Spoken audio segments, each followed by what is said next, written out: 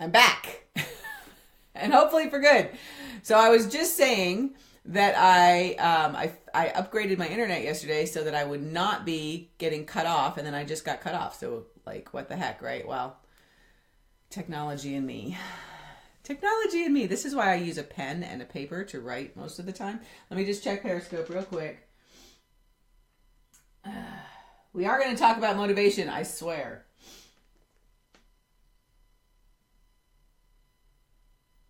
As soon as we get Periscope running again. Come on.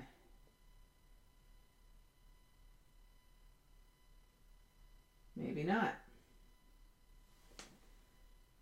Maybe not. Let's go back.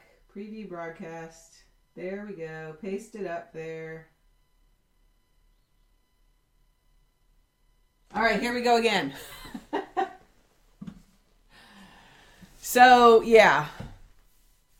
I still have 2 networks at my house, and I was connected to the old network, which is why I wasn't streaming right. Okay, so how do you stay motivated while writing your nonfiction book? I have 5 books going at right now for clients, and I've also got books that I'm writing for myself, and I've also got marketing I'm doing for myself and these master classes, and I'm also working on helping other people write their books, just coaching them as students through the Nonfiction Book Academy, which is awesome. And I have so much amazing stuff going on. How do I stay motivated? How do we keep going when you just want to sit on Netflix and chill and, sit on the couch, especially when you work at home? Like, oh my gosh, one of the books that I'm working on right now that's almost done is the Work at Home Success Guide. And it's all about how do you work at home and not just want to procrastinate like crazy, right? All right, so if you're just joining me, I'm Julianne Eason. I'm from Thanet House Publishing. And if you want to follow me on Twitter, I am at BizBookWriter. All that stuff is right down here. Follow me, get notified every morning when we do these 9 a.m. coffee breaks. I actually have a little coffee left, thank goodness. Anyway, so I want to talk about staying motivated. First of all, let's define what the heck is motivation, because that helps figure it out, right? All motivation is directed energy. Let me say that again. Once you understand this concept, it's so easy to just get yourself motivated really easy. It's directed energy. So you have to have some energy, right? And then you have to direct it at something, at a goal, at some path that you're taking, even if you don't know what the end goal is. But with a book, you know what an end goal is. It's to get the damn thing finished. And not just finished, but edited, published, and sold, right? There's always another goal for your book beyond just the writing of it. So, if motivation is nothing more than directed energy, and that's my personal definition, and I think it's a pretty good one. I don't know what the official dictionary definition is, but that's how I feel. It's just energy that's directed towards a goal. So if you're feeling like you're not motivated, which piece are you missing? Are you missing energy? Or are you missing a goal? Or is your eye off the goal, right? So let's talk about energy first. You have to be able to want to do something, right? Even if it's like, oh, I've got all this energy to procrastinate or procrastinate exercise or procrastinate shop, right? If you have lots of energy for procrastinate somethings, like fill in the blank with your favorite procrastination technique, then energy is probably not your issue. But if you just can't get yourself up, you can't get yourself to go do anything, and all you want to do is sit on the couch and read a book, or sit on the couch and watch Netflix, or what, if you just don't have that energy, that's the first thing you have to address, because you've got to have that or you can't direct it, right? So energy, how do you get energy? You eat well, right? You make sure that you've got whatever it is that fuels your body well, lots of protein and veggies and fat and all the great things that you need to do to eat well. You need to sleep. If you're not getting enough sleep, you're not going to have energy, okay? I don't know what your hourly intake is. Mine is 9 hours. I sleep a lot. But I don't care. It's what makes me happy. It's when I go to sleep and I get up naturally. About 8 to 9 hours. Some people can do well on less. I can't, at least not yet. Maybe when I get older, I will. So, get your sleep. Make sure you're hydrated. Like, drink water. Drink water. If you suck down the coffee like I do, actually, I don't do as much anymore. But you got to make sure you're drinking water, okay? So that you can have energy. And then if you've got sleep, you're hydrated, you're eating well, you got to move around, okay? Just moving around. Just sometimes if I can't get going in the morning, I'll just walk out to the mailbox and back. It's like, 100 yards. And that alone will just help me. Get your blood moving, stand up, especially if you're a writer that like me that's writing all the time. And I'm just sitting at my computer all day long, I can easily just lose. My energy level goes, shoo, it just trickles out. So I have to make sure I stand up every now and then. I walk around. Sometimes I'll do some squats or I'll, belly dance, whatever. You guys want to learn how to belly dance? You should come to the masterclass because we totally do it on there. And I teach you how. It's awesome. Because I was a professional belly dancer way back in the day. And I'll tell you what, it is the only webinar online nowadays where you learn how to belly dance unless you're actually taking a dance webinar. Okay. So anything that you like to do, go for a run. Go walk your dog, okay? In the middle of the day, walk your dog. Your dog will love it and you will get energy. So your energy is the first piece of the puzzle. Make sure you have some. If you need a cup of coffee, then... So I like some coffee to kind of just make me feel good. It's I don't use it for energy. I use it because, and I use it like a drug, right? I'm a coffee user.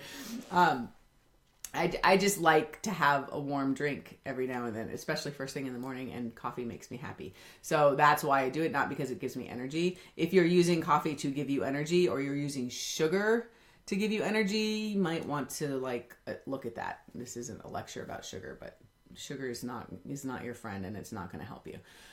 So you got energy, right?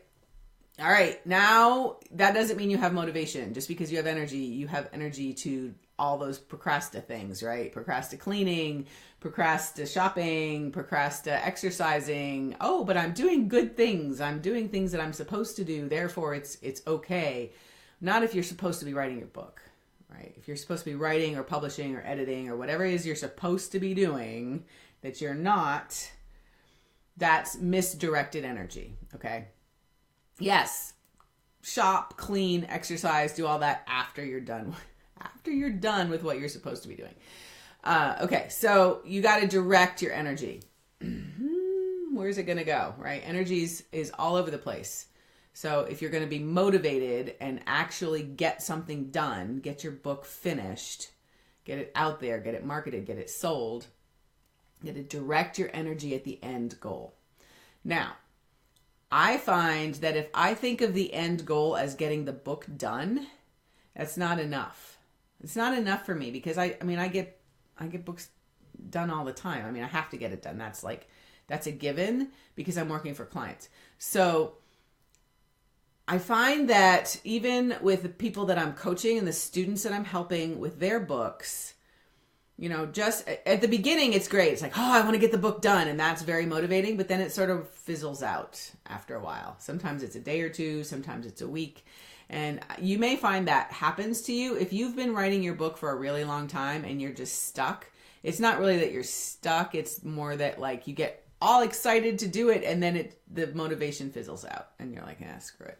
I'll do it next week, right? I have other things I have to do. So instead, one of my favorite things to do and to help people get out of this routine of motivation, no motivation, motivation, no motivation, is to say, get out of your own head. Stop thinking about what this book is going to bring to you, because that is not as important as all of the people you're going to help with this book. Especially if this book is designed to bring you clients and customers and profits, and you're planning on, making this $1 million book, which you can totally do. That'll motivate you for a little while, but it will not motivate you over the long term. But what will motivate you over the long term is thinking about your target readers. Who are you trying to reach?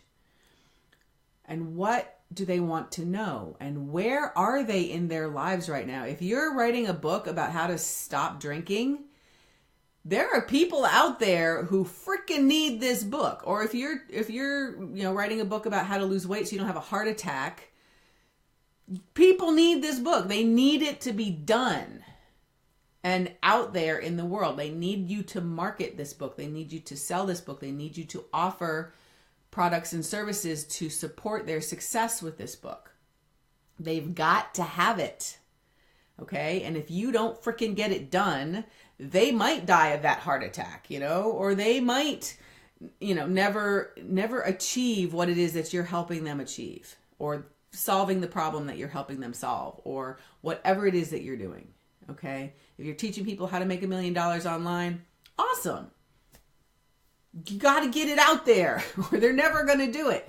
So getting out of your own head and thinking about all the people who are going to read this book, even if it's only one person that you save their life, is that worth you getting off your butt, getting off the couch and writing your book? Yes, of course it is, because you don't know what that person might do, or what that person could become. If you're saving their life, and believe me, if someone's reading a book and really, really honing into what you're saying and is going to follow you, if you're writing a book that inspires, educates, and sells, it will feel to them like you're saving their life, even if you're not really, literally saving their life. It will feel that way to them. So get out of your own head and focus on your reader. Okay? That's the first. Well, that's the second thing. The first thing is make sure your energy level's good. Direct it towards your reader, not towards yourself. Don't be thinking about what you're going to get all the time. Because yeah, you are, and that can help you. And that can help you, sometimes it'll give you a little boost of motivation, but not nearly as much as when you start thinking about all the people that you're going to help. And you know what? If you are really, really just not motivated to do this, call one of your people, call your target audience, call a current customer, call somebody that you're currently coaching and just talk to them and say, tell me, when I get this book done, what's that going to mean to you? What's it going to mean to you when you end up successful at whatever that it is that you're teaching them? Get whatever you've got to do. You got to get your head focused. Get your head and your energy focused. Ooh, look at that. Focused in the right direction, which is getting that book done and out there so that people can read it. Okay. So I've got one other quick tip for you that I love. This is an amazing tool to keep you focused and to keep you moving forward. And that is to get your book cover done first. What? Why would I get a book cover done? I don't even have a title yet. So here's the thing. Once you have a book cover and you can see this little picture of a book with the cover on it, your title, your name, maybe you have famous person forward by famous person at the top, or you have New York Times bestseller on, whatever it is. You don't have to show this to anybody. It doesn't have to be the final copy. It doesn't have to be the final title. It doesn't have to be anything that's permanent. Okay? But just having a picture of your book pasted on your wall in front of you, or put on your computer or as a phone background or something where you can see it every day. When you can see an image of a book with your name on it is so motivating, because in your brain, now it's real, right? Now it's a real book because you can see it. It's a title and it looks like a book, right? Don't just get a square picture. Get the 3D image. when you get your book cover design, ask the designer for a 3D image of a book. If it's a paperback book, make the 3D image a paperback. If it's a hardback, make it a hardback. If it's a really skinny book or it's a spiral bound, make it look like your book that's in your head. Because when it's in your head, it's not real, technically. Your brain is oh yeah, someday we'll have that done. But it's not officially real. But if your eyes can see it and your brain sees it and you're oh my gosh, look, this is a real book. I've got to get it done. It pulls you forward. It really, really does. It pulls you. It's come on, finish this book. We got to get this real. You can change the cover, you can change the title later when you're done. I almost never have a final title until the book is done, because I keep changing my ideas and I'll change my mind. Sometimes you'll go into this whole thing with like, I know what my title is. It's a perfect title. That's what it's going to be. Sometimes, but rarely. I know somebody working on it right now. Natasha, if you're watching this, I know you've got an amazing title. And sometimes people will be like, it's kind of like this, and this is what I want. And it's like, oh my gosh, that's a fantastic title. Keep that as your title. But most of the time, you're going to end up tweaking it or changing it, or you'll find out that there's another book out there that's already got the same title, so you're going to change it a little bit. But that doesn't matter. Get the cover design done anyway, because when your brain and your eye sees it through your own eyes, and you see it on a screen, or you print it out and you see it, on the wall. I know people who've actually like printed out blank books with the cover on it. Like they just went to a book producer or CreateSpace or something and just said, please print this book. It's empty, but I don't care. I just want to hold it in my hands, or I want to put it on my desk so I can see that it's a real book. Totally motivating. It really, really is. So that is a couple things for you this morning for the coffee break.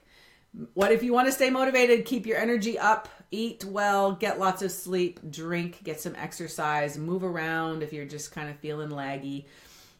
Then once you have your energy, you got to direct it towards something. It's okay to direct it towards yourself and what you're going to get, but that's only going to sustain you for a little while. You got to focus it towards your readers and what they're going to get, and all the good that you're going to do in the world, all the impact you're going to have. Then, all the other cool things come back to you. The fame, the fortune, all that stuff. The TV, the Oprah appearances, all that will come eventually, but that's not as sustaining as thinking about your readers. And then getting a book cover. Get your book cover designed. You can do it on 99 Designs. You can do it on Upwork. You can do it, if you want my connection on Upwork, I have a great guy who does it really fairly inexpensively. And he does a great job. So if you say something in the comments and I'll get that over to you, or email me or whatever. Anyway, we are doing another masterclass tonight. We're doing it on a Wednesday so we can catch some more people. It's going to be slightly different from the last couple that we've done. If you want to sign up for it, it's not too late to do that. For tonight, here is the URL, go.inspireeducatesell.com/masterclass. And we're going to talk about how to write a book that inspires, educates, and sells. And we're going to focus a little bit differently. We're going to focus on the profits. Okay, my client, Russell Brunson, I ghost wrote his most recent book. Actually, I ghost wrote both of the books, but the most recent one is Expert Secrets. And he let me know that he's like, we've only been launched for 3 weeks, but I just made $1.1 million. And I was like, what? So we're going to talk about how we wrote a book that brought in $1.1 million in 3 weeks, just from the book funnel like that. And he's giving away his book. He has free plus shipping for his books. So how the heck does he do that? And how do you keep it going after the launch period? All those kinds of things. So we're going to talk about $1 million books. They happen. They don't happen often. And there's one amazing, crazy reason why they don't happen very often. And it's not because the authors don't market them. I mean, that's true. Most authors don't market their books. But that's not the reason that they don't make money. I mean, that's a contributing factor. But even the authors who do market their books and do get out there and do sell a lot of books, they still don't make any money off the book. So let's figure out how that happens and how you can make sure that your book is going to inspire, educate, sell, and be profitable. All right, so go sign up for that if you want to join me tonight on the masterclass. If you can't join me live, we're doing it at 6 p.m. Eastern time. If you can't join me live, there will be a replay that's sent out in email. So just sign up and be sure to follow me. Follow me on Facebook or Twitter. BizBookWriter is where I am on Twitter. If you want to just hang out with me every day at 9. I love these coffee breaks. I really appreciate everybody coming and hanging out with me live. It's so much fun to take a little break during the morning. All right, until tomorrow, everybody. I'll talk to you tomorrow. Bye-bye for now.